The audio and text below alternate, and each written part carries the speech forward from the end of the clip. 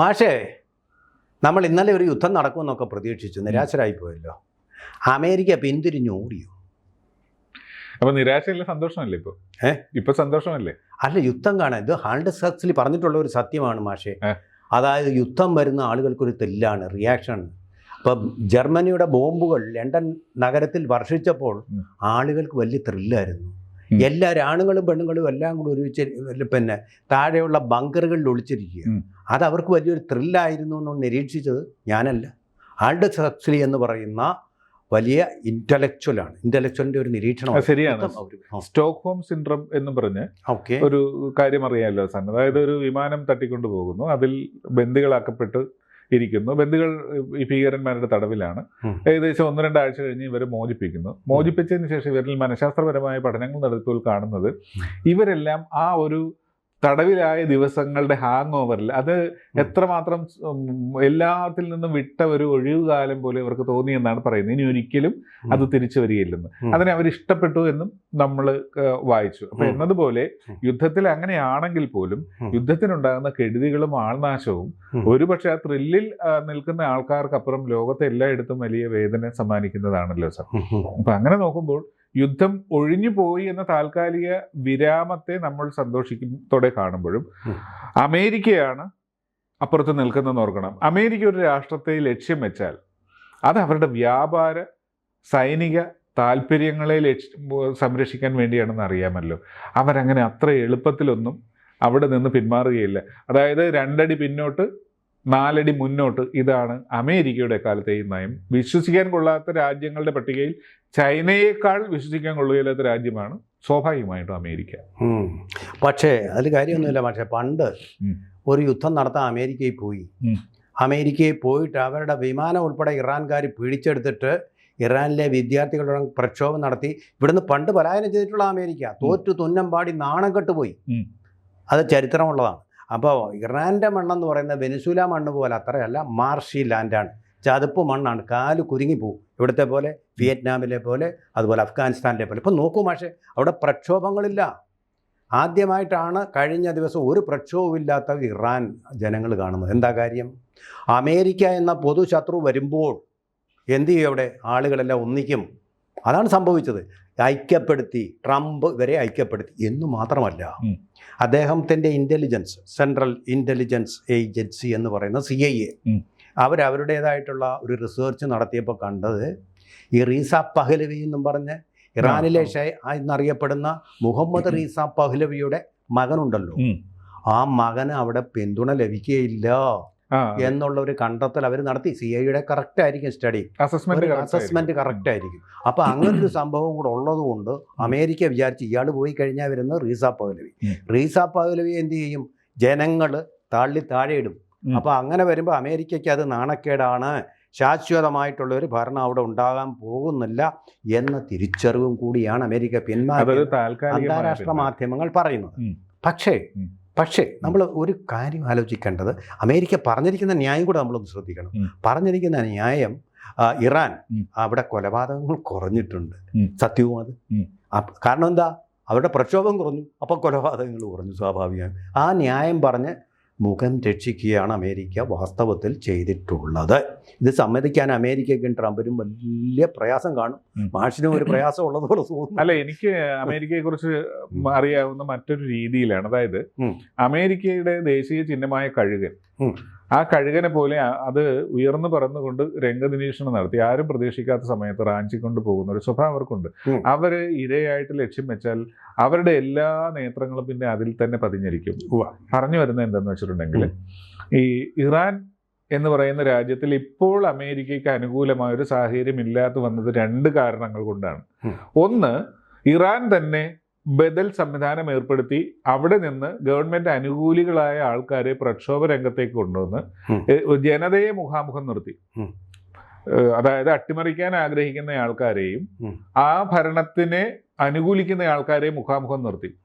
അപ്പോഴങ്ങനെ നിൽക്കുമ്പോൾ സ്വാഭാവികമായിട്ടും 2 അഭിപ്രായം ഇവിടെ വരും. ആ അഭിപ്രായം ഇവിടെ സൃഷ്ടിക്കപ്പെട്ടു. അതായത് പട്ടാളം ഇറങ്ങുമ്പോഴാണ് ജനം പ്രകോപിതരാകുന്നത്. ജനത്തിനെതിരെ ജനം തന്നെ ഇറങ്ങി അവരെ ക്യാൻവാസ് ചെയ്യുന്ന ഒരവസ്ഥയിലേക്ക് കൊണ്ടുവന്നു. ഒന്ന്. രണ്ടാമത്തത്, ഇപ്പോൾ അമേരിക്ക ഇടപെടാൻ പറ്റാത്തൊരു സാഹചര്യം അങ്ങനെ ഉണ്ടായപ്പോൾ അമേരിക്കക്ക് ഷായുടെ പുത്രൻ അത്ര ഗുണനിലവാരമില്ലാത്തയാളാണെന്ന് പറയാനായിട്ട് പറ്റും. ഒന്ന്. എന്നാൽ അടുത്തൊരു കാര്യം കൂടെ ഉണ്ട്. അമേരിക്ക അങ്ങനെ ഒരു കാര്യം ചെയ്യുമ്പോൾ, അതായത് ബംഗ്ലാദേശിൽ യൂനിസിനെ കൊണ്ടുവന്നത് പോലെ അവർക്ക് പറ്റിയ ഒരാളെ മറ്റൊരു വ്യക്തിയിൽ നിന്ന് അവർ കൊണ്ടുവന്ന് അവിടെ അവതരിപ്പിക്കും. അതിന് അമേരിക്കക്ക് തടസ്സമൊന്നുമില്ല. അമേരിക്ക ഇന്നും ഇന്നലെയുമല്ല ഇറാനെ ലക്ഷ്യം വെക്കുന്നത്. അമേരിക്ക ലക്ഷ്യം വെച്ചത് എല്ലാ കാൽക്കുലേഷനോട് കൂടിയാണ്. എന്തൊക്കെ ചെയ്യണമെന്ന് അവർക്കറിയാം. അവിടാണ് വലിയൊരു ഡിഫറൻസ്. ബംഗ്ലാദേശിൽ അവർ സ്ഥാപിച്ചത് ആരെയാ? ജമാഅത്തെ ഇസ്ലാമിയുടെ ആളിനെയാണ്. അതുകൊണ്ടാണ് അവിടെ അങ്ങേറി ഇരിക്കുന്നത്. അതേസമയം അമേരിക്കയ്ക്ക് ഇഷ്ടപ്പെട്ട ഒരാളിനെയാണ് അവിടെ വെച്ചിരുന്നതെങ്കിൽ എന്നേ അവൻ്റെ കഥ കഴിച്ചെന്നെയും ബംഗ്ലാദേശികൾ. കാരണം ഇസ്ലാമിക ഭരണകൂടങ്ങളെല്ലാം അങ്ങനെയാണ്, ഇസ്ലാം ഉള്ളിടത്തെല്ലാം അങ്ങനെ തന്നെയാണ്. ഇറാനിൽ അതുപോലെ റീസ പഹ്ലവി വന്നു കഴിഞ്ഞാൽ അവിടുത്തെ നമുക്കറിയാമല്ലോ, സൽമാൻ റുഷ്ദിക്കെതിരെ ഫത്വ പുറപ്പെടുവിച്ചിട്ട് ഇത് ചെയ്യാൻ ലോകത്ത് തന്നെ ആൾക്കാരുണ്ടായി. മനസ്സിലായില്ലേ? അത്ര ശക്തമാണ് അവർക്കുള്ള പിന്തുണ എന്ന് പറയുന്നത്.